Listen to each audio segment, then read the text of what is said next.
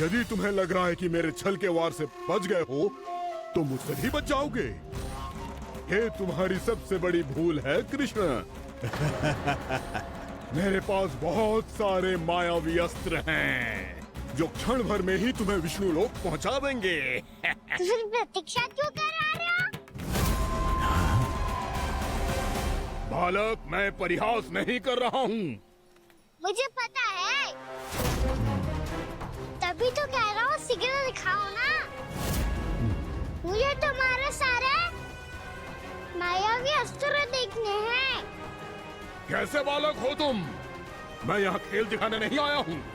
तो समय व्यर्थ क्यों कर रहे हो ब्रह्मासुर?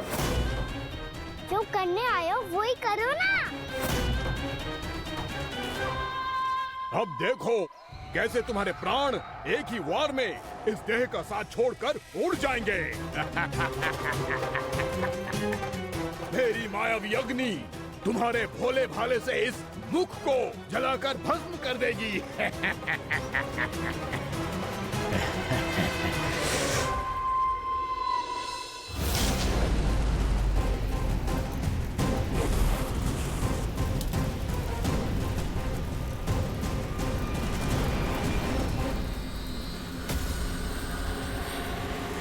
सही कह रही हो ब्रह्मासुर।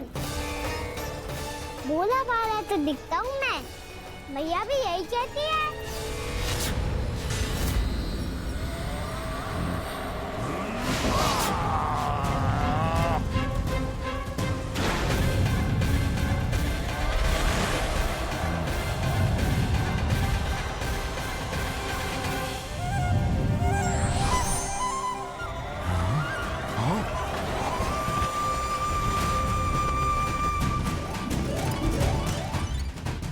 आसन को उपहार देने के लिए बहुत बहुत धन्यवाद ब्रह्मासुर।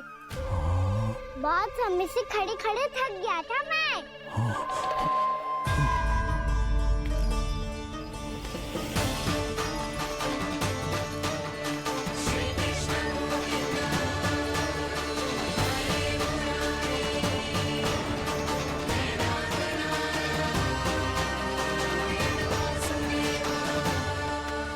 अगला अस्त्र दिखाओ ना। तुम्हारी यही जिज्ञासा आज तुम्हारा अंत करने में सहायक बनेगी मूर्ख बालक।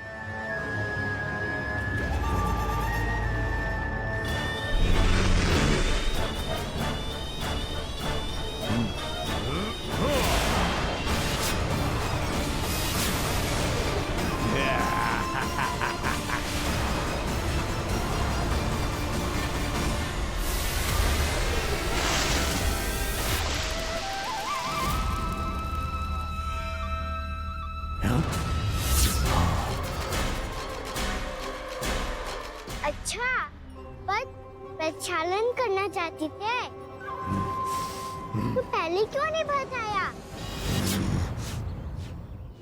मुस्कुराना बंद करो।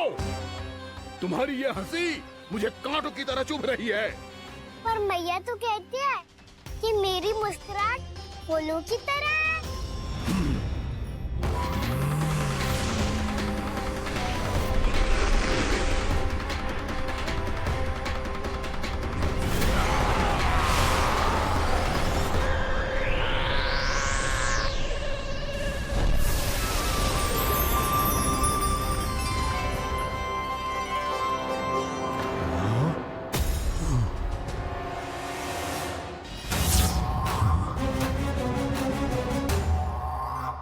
कहा था ना मेरी मुस्कुराहट बिल्कुल इन्हीं फूलों की तरह है।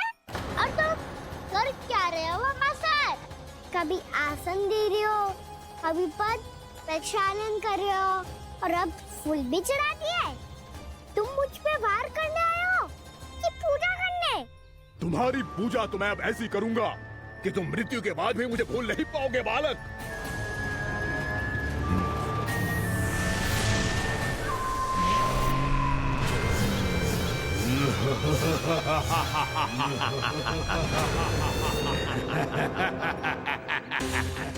साना, ये चट्टान तो मुझसे हिल ही ना रही।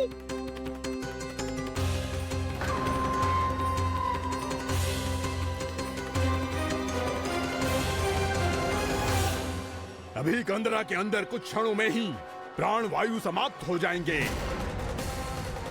तुम्हारे सारे सखा एक एक कर अपने प्राण त्याग देंगे और तुम्हारा वध करूंगा मैं।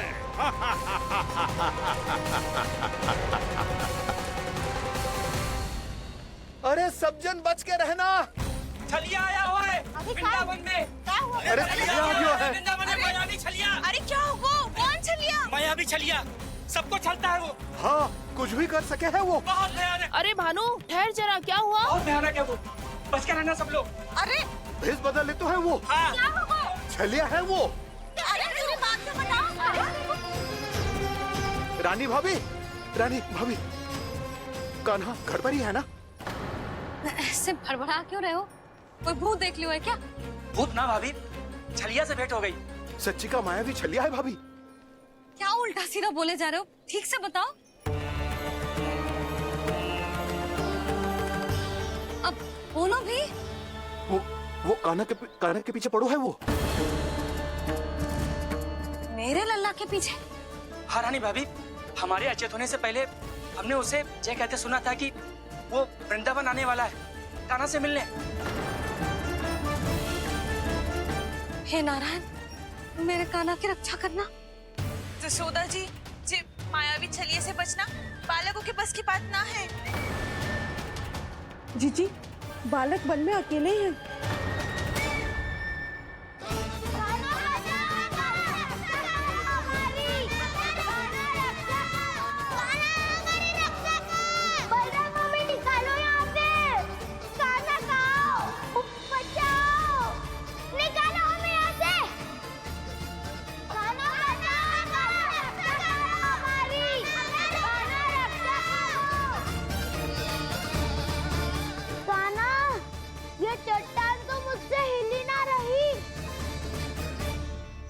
यदि मैं माया का स्वामी हूँ तो आप भी बल के स्वामी हो। ताऊ, अपनी क्षमता, अपना सामर्थ्य स्मरण करो।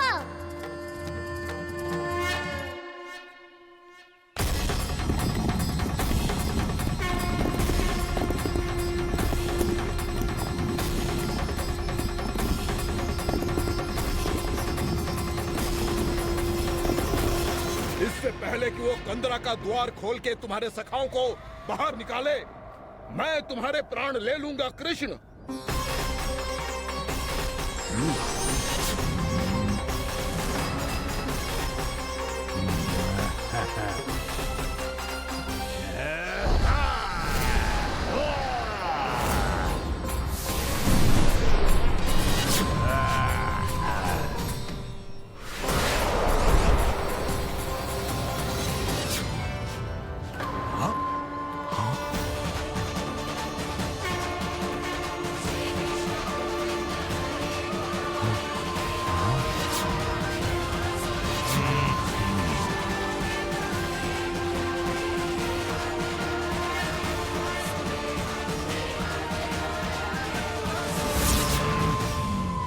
अब कितनी पूजा करोगे ब्रह्मासुर?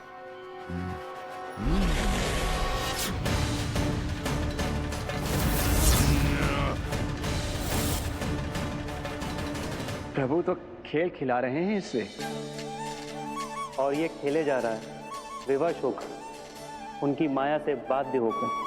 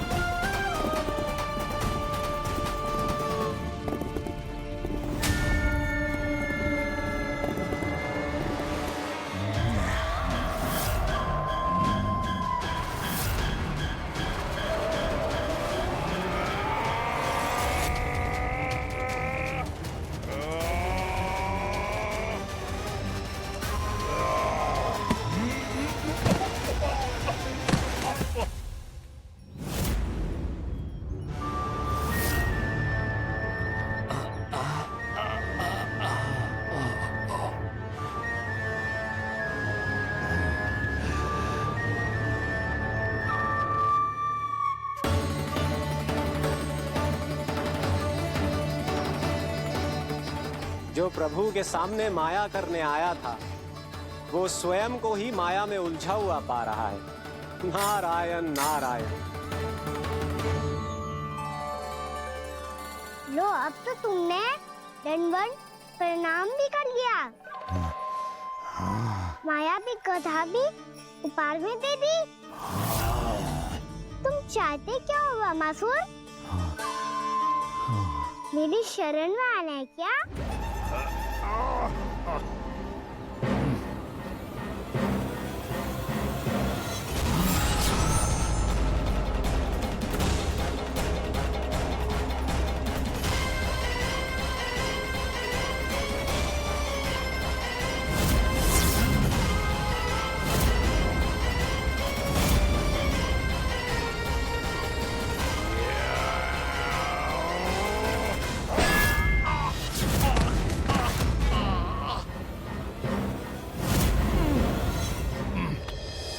सोच विचार का समय ना है हमारे पास।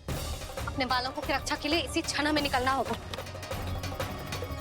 और वो छलिया किसी का भी रूप धारण कर सकते है। सुलक्षणा तेरा, शांति तेरा या मेरा, किसी का भी रूप धारण करके हमें भ्रमित कर सकते हो। इसीलिए हमें सतर्क रहना होगा। समझ आई? चलो।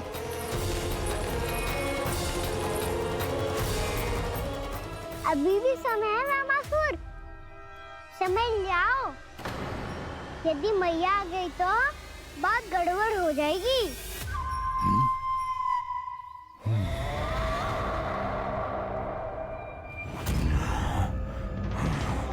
मुझसे दूध का कोई लाभ नहीं होगा।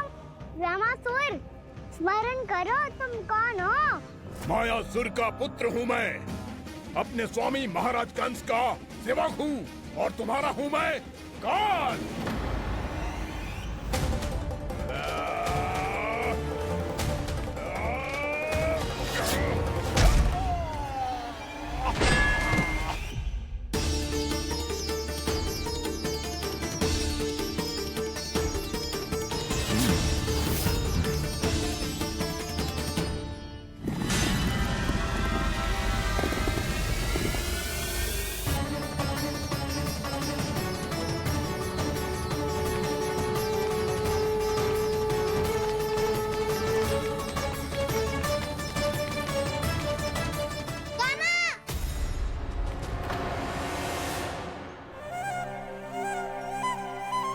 बाबा कहते हैं दुष्टों को पहले बातों से समझाना चाहिए, फिर भी ना माने तो अस्त्र ना उठाना कायरता होती है।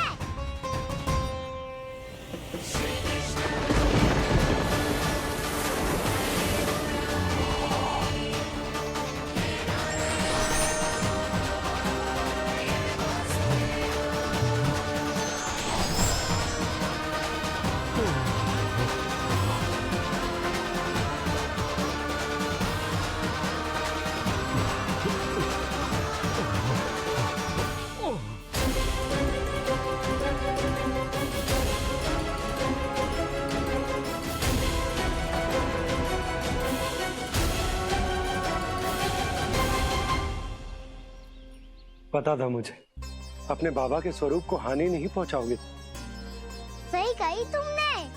पिता की छवि ही पिता के समान भी अनन्य होती है। वामासुर, वामासुर। ये मैं अपने वास्तविक रूप में कैसे आ गया?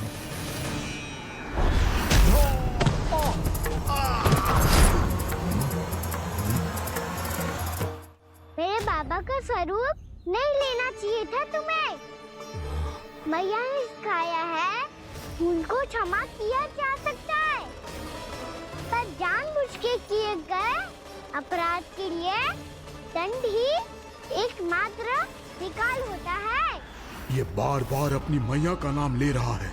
यदि मैं वो स्वरूप लूं तो अपनी मैया पर वार नहीं कर पाएगा ये।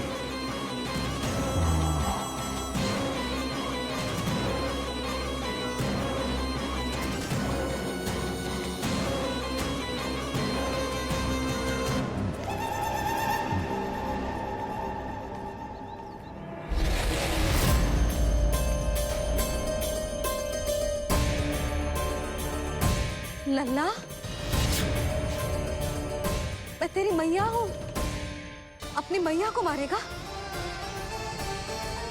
बच गया। समझाया था पर तुमने एक बार फिर से मूर्ख कर ही दी। इस पर तुमने पहले से भी बड़ी और पहले से भी भयंकर भूल किया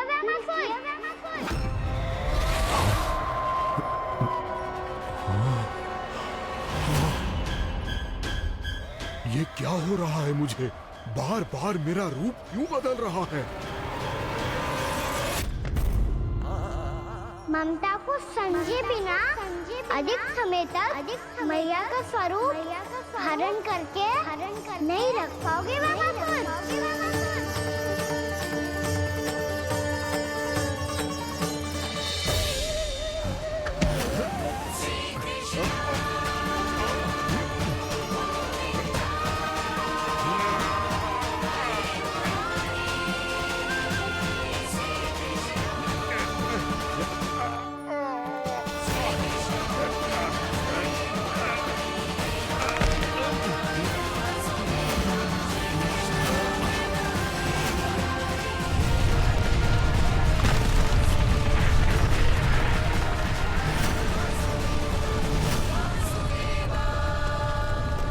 प्रभु के क्रोध से धरती भी कांपने लगी है।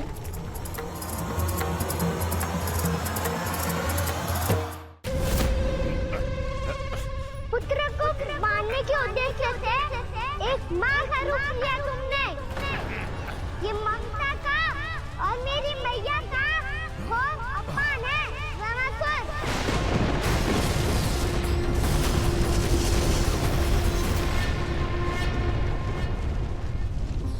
इससे पहले इस असुर के कारण निर्दोष प्राणियों का कोई अहित हो, मुझे कुछ करना होगा। यदि मैं माया का स्वामी हूँ तो आप भी बल के स्वामी हो। दाऊ, अपनी क्षमता अपना सामर्थ्य स्मरण करो।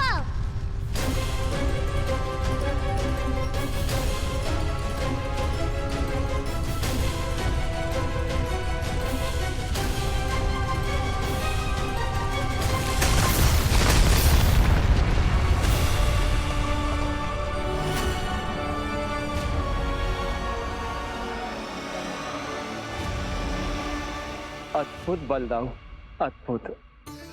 अपने बल का उचित प्रयोग करके आपने प्राणियों को हानि होने से बचा लिया और ये भी सिद्ध कर दिया कि इस युग में आपसे अधिक बलवान और कोई नहीं होगा। आज से आप बलदेव के नाम से भी जाने जाएंगे। आज से आप बलदेव के नाम से भी जाने जाएंगे। आपके चरणों का ये चिन्ह युगों युगों तक आपके बल की कथा कहता रहेगा। बलराम का चरण चिन्ह।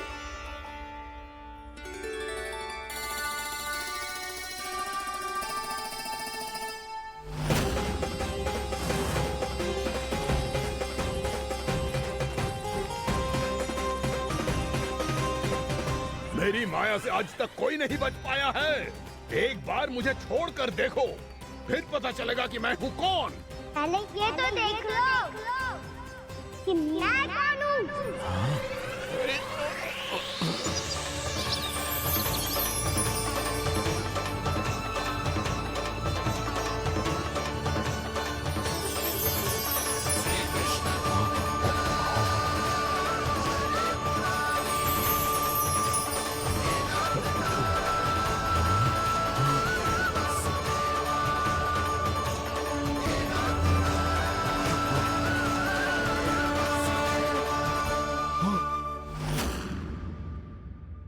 अनेक वर्षों की तपस्या के बाद तुम्हारे तप की कीर्ति चारों ओर फैलने लगी और फिर सच्चे तपस्वी की धूप में तुम्हारी ख्याति से प्रभावित होकर महर्षि उलट तुमसे भेद करने आए।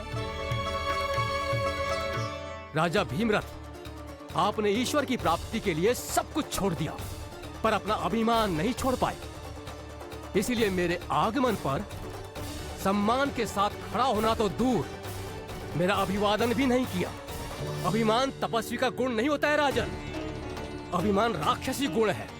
इसलिए मैं आपको श्राप देता हूँ कि आप अगले जन्म में एक राक्षस के रूप में जन्म लेंगे, एक राक्षस के रूप में जन्म लेंगे। मुझे क्षमा कर दीजिए महर्षि, मैंने जानबूझकर आपका अपमान नहीं किया है। मैं तो यहाँ पर शांति की खोज में आया था। अपने भीतर के संसार में गहरे सोच विचार में डूबा हुआ था मैं। मुझे क्षमा कर दीजिए महर्षि, मुझे क्षमा कर दीजिए। अपनी भूल का आभास प्रायश्चित की ओर पहला पग होता है। मैं अपना श्राप तो वापस नहीं ले सकता, परंतु आपको एक वचन अवश्य दे सकता हूँ। जब भी प्रभु नारायण का अवतार होगा, आपको उचित समय पे वो वरदान देंगे जिसकी आप लंबे समय से प्रतीक्षा कर रहे हैं।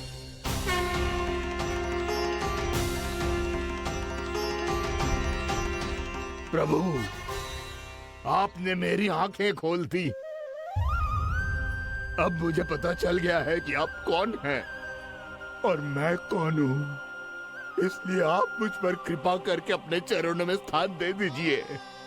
मुझे वो शांति प्रदान कीजिए जिसकी खोज में मैं वर्षों से भटक रहा हूँ।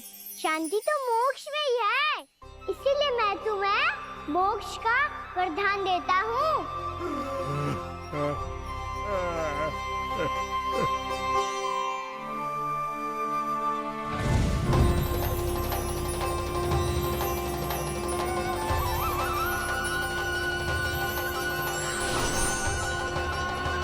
प्रभु की ये लीला सदैव स्मरण रखी जाएगी। इस स्थान को इनका आशीर्वाद मिलेगा और इस कंदरा को व्योमासुर की कंदरा के रूप में पहचाना जाएगा। भविष्य में अनेक ऋषि मुनियों की शरण स्थली बनेगी ये कंदरा। दीदी, ये कोई साधारण बालक ना है। ऐसा चमत्कार कोई साधारण बालक थोड़ी ना कर सकते है। तुम सत्य कह रहे थे बलराम, कान्हा सच्चे में भगवान ही है। तभी तो सब देवता इसे बसाने और इसकी ओर से युद्ध करने आते हैं। तुम सब ऐसे आंखें फाड़ के क्यों देख रहे हो मुझे?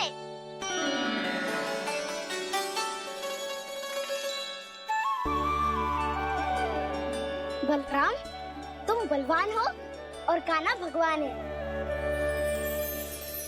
दूर दूर तक कोई दिखाई न दे रहे, ना जाने किस हाल में होंगे बालक।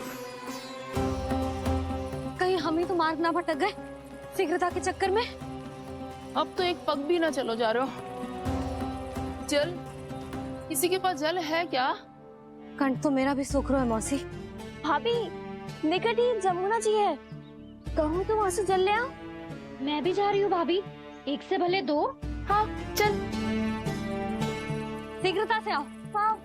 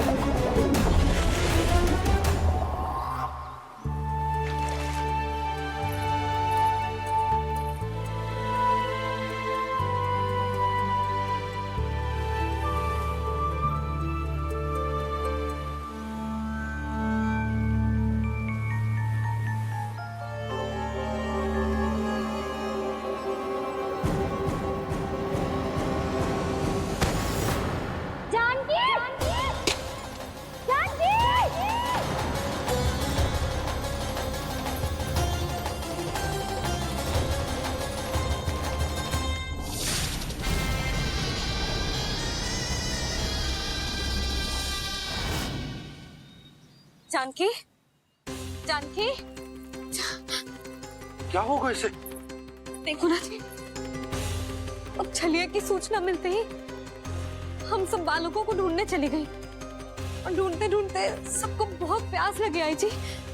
तो जानकी जमुना जी की नदी से जल लेने गई और उसने जमुना जी का पानी पिया और उसकी जेदशा हो गई। बालक कहाँ है? वो ठीक तो है ना? ऊपर ऊपर से सब ठीक है, पर भीतर से बहुत भयभीत है सब। जानकी तो बिल्कुल नीली पड़ गई है। लग तो है विष फैल गया है इसको पूरे तन में। मथुरा के सर्वश्रेष्ठ विदेह जी को बुलाए गए हैं उसके उपचार के लिए। जैसे ही इसने जल को मुंह से लगाया, ये गिर पड़ी। चटपटाने का अवसर भी ना मिलो। हाँ वैद्य जी, और निकटी मृत पशु भी पड़े हुए थे। हाँ, मैंने भी अस्थियां देखी थी। इसका तो यही अर्थ हो सकता है कि समस्या वहाँ के जल में ही हो। वैद्य जी, आप रोगी की नाड़ी पे ध्यान दो ना। जे गोपिया क्या कह रही है उसे सुनने की आवश्यकता ना है। जब तक विष के कारण का पता नहीं चल जाता, हम उपचार कैसे कर सकते हैं रानी जी? जी, वो निकट ही यमुना जी में एक विशेष क्षेत्र है। ये सब उसी के जल की बात कर रहे हैं। तब तो ऐसा भी हो सकता है कि किसी विषैले सर्प के काटने का प्रभाव हो। पर सर्प के काटने का चिन्ह ना है उसके तन पे। सर्प जब काटता है तब उसके दांत के चिन्ह बन जाते हैं। मुझे पता है, बड़े बड़े सर्प को काटते हुए देखो है मैंने। एक दिन अब बस कर उज्जवल, ये बड़ी बड़ी हाँकने का समय ना है। पर यदि सर्प ने ना काटा है, फिर जानकी की ये दशा किसने की?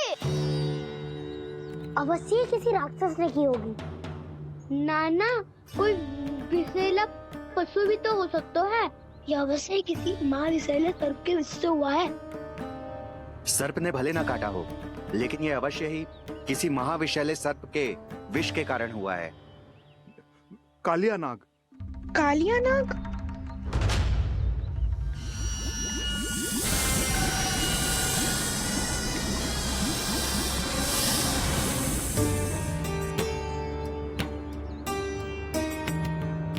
संकेतों से तो ऐसा लगता है कि जानकी ने कालिया नाग के क्षेत्र के विशाल जल पी लियो है।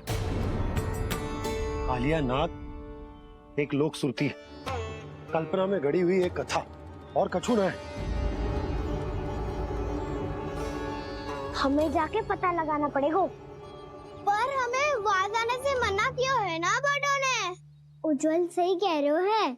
इस समय जानकी के स्वार्थ से अधिक महत्वपूर्ण और कछु ना है। जानकी हमारे लिए ही जलाने गई थी जी। ना मैं उसे जाने देती ना जैसा वो तो। वैद्य जी, आप शीघ्र कछु करो, कैसे भी कछु भी करो, पर इसके प्राण बचा लो। यशोदा, धैर्य रखो, श्री नारायण पर विश्वास रखो, वो सब ठीक कर देंगे।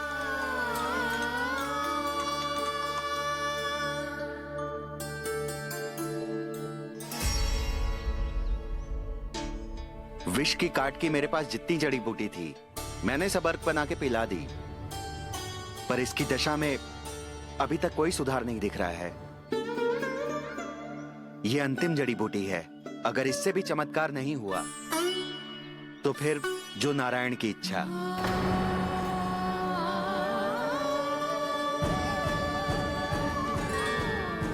पर कोई तो उपाय होगा जानकी को बचाने का। कान्हा, यदि तुझे किसी औषधि के बारे में पता है, हमें बता दे, हम जाके ले आएंगे।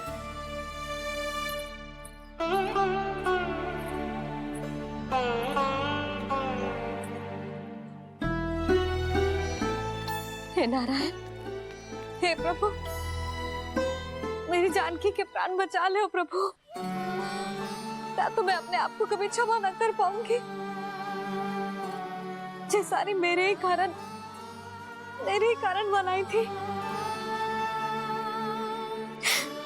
उसकी रक्षा करो प्रभु, मेरी पुकार सुनो। कान्हा, तूने हमें बकासुर से बचाया था ना? और बकासुर से भी तो।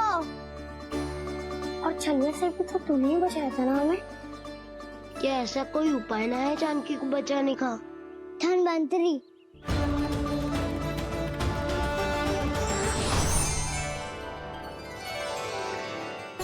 मैं आ गया हूं प्रभु, चिंता मत कीजिए, आपके आदेश का पालन अवश्य होगा। यशोदा मैया,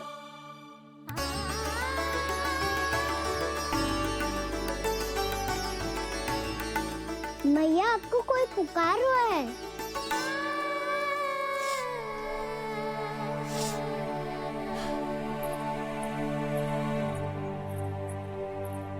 चिंता मत करो मैया, अब धनवंतरी जी आ गए हैं, वो सब संभाल लेंगे।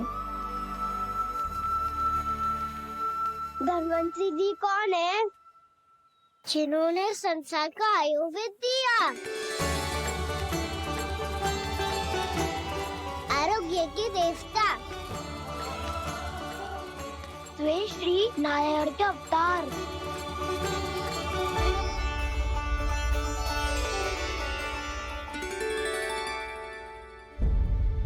मुझे पता चला है कि आपको वेद की आवश्यकता है।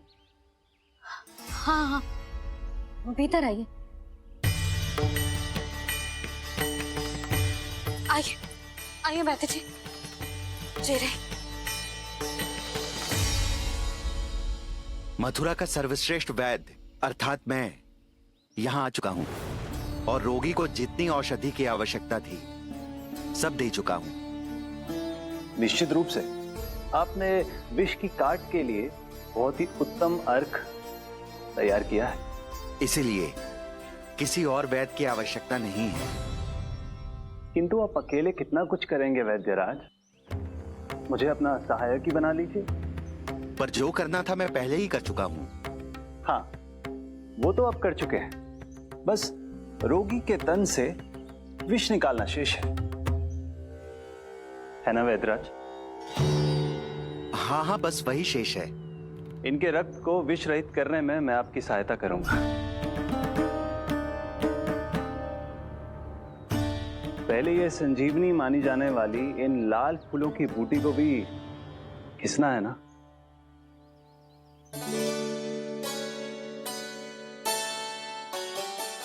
हाँ हाँ, तुम सही कह रहे हो, इसे अच्छे से घिसो।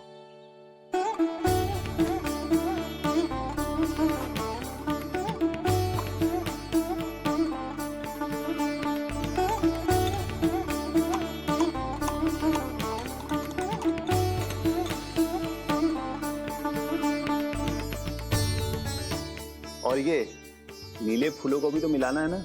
हाँ हाँ, अच्छे सहायक बन सकते हो तुम, ऐसे ही श्रम करते रहो।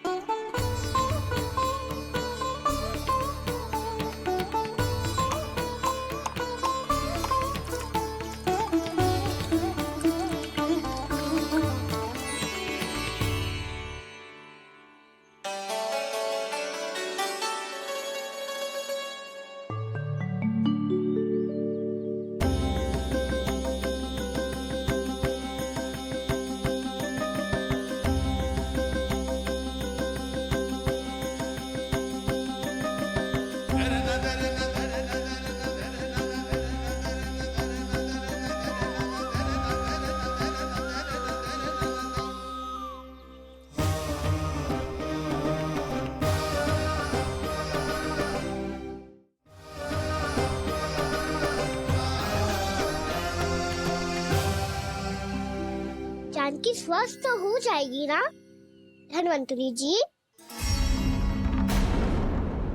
धनवंतरी? प्रभु, अब मैं क्या करूं? आपने तो स्वयं ही मेरी पहचान उजागर कर दी। जी क्या करो कान्हा? आप सब ऐसे क्यों देख रहे हो? मैया कहती है ना, सभी वैद्य धनवंतरी जी का ही रूप होते हैं। वाह कृष्णा, चतुर तो हो तुम। वैसे वास्तविक धनवंतरी मैं हूँ, मेरा अर्थ है वास्तविक वैद्य मैं हूँ। ये तो मेरा सहायक है, मुझे पूरा विश्वास है बिल्कुल ठीक हो जाएगी। वैसे ही थोड़े ना मुझे मथुरा का सर्वश्रेष्ठ वैद्य कहते हैं लोग।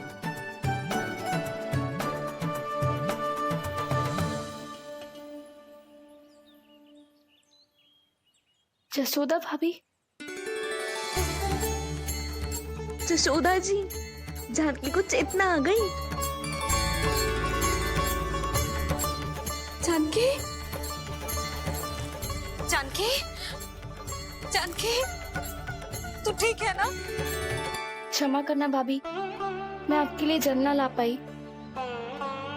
बस बहुत भूख लगी है। मैं अभी कच्छ लाती हूँ। जानकी, माखन खाओगी?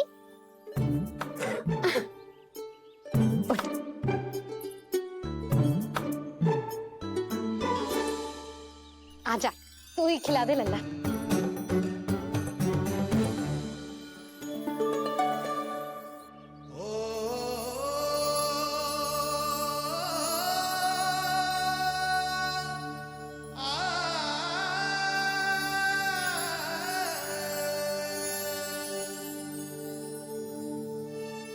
तुम सब मेरे लल्ला को माखन चोर कहती हो ना?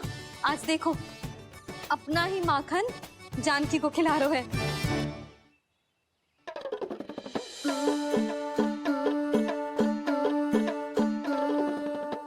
थोड़ा और विश्राम कर लो। सदैव तुम हम सबकी सेवा करती हो, आज मैं तुम्हारी सेवा करूंगा। जानकी की जिद तब हुई जब जय यशोदा काकी की सेवा कर रही थी, और अब देखो स्वयं भगवान ही इसकी सेवा कर रहे हैं। जानते हो इससे क्या सिद्ध होता है? जो भी यशोदा मैया की पूजा करेगा, अर्थात अपने माता पिता की सेवा करेगा, उनके साथ सम्मान से व्यवहार करेगा, ईश्वर स्वयं उसका ध्यान रखेंगे। कभी धन्वंतरी के रूप में तो कभी स्वयं कान्हा के रूप में। भक्त और भगवान का देखो कैसा ये अनुराग, स्वयं करे सेवा प्रभु, अद्भुत गोपी का भाग्य। प्रभु इन सब पृथ्वीवासियों से कितना घुल मिल गए हैं। ना तो ये प्रभु को भगवान मानते हैं और ना ही प्रभु अपने आप को इनसे सर्वश्रेष्ठ समझते हैं। अपने आचरण से ये सिद्ध कर रहे हैं कि ये सभी में हैं और सभी इनका ही अंश है।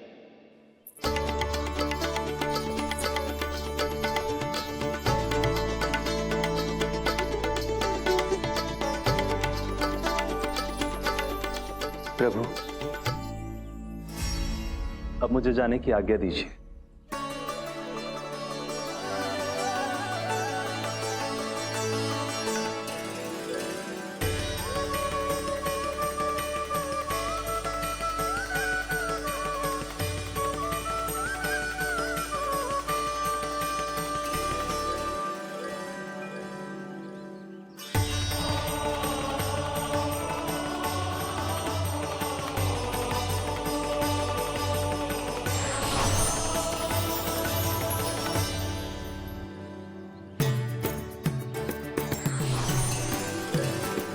कान्हा ने तो सच्ची में धन्वंतरी जी को बुला लिया था।